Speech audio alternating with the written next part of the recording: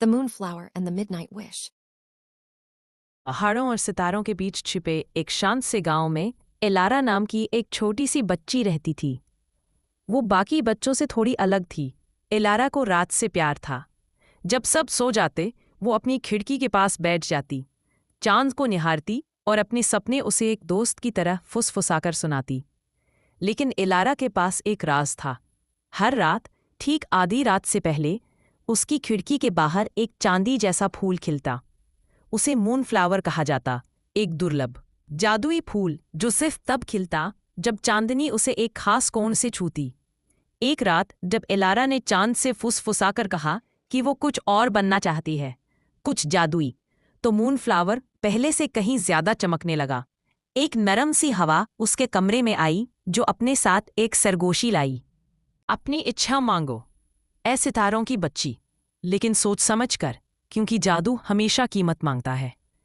Elara ने तुरंत अपनी आंखें बंद की और कहा, मैं सिर्फ एक बार जादुई दुनिया देखना चाहती हूँ।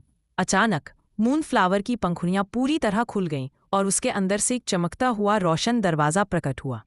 एलारा का दिल उत्साह और डर से जोर जोर से धड़कने लगा और वो उस दरवाजे में कदम रख गई।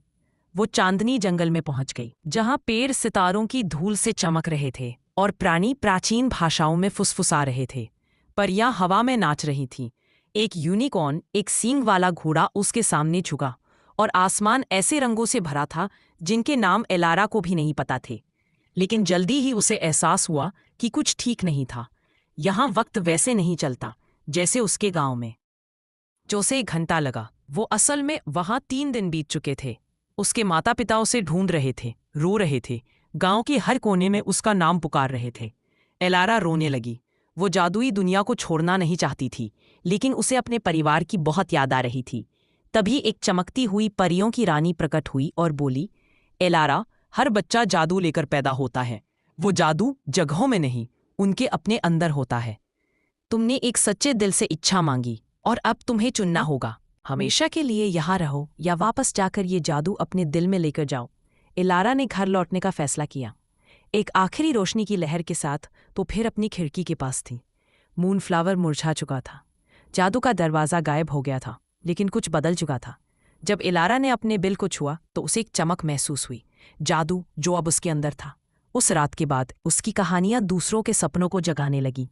और हालांकि मूनफ्लावर फिर कभी नहीं खिला, एलारा को उसकी अब ज़रूरत नहीं थी।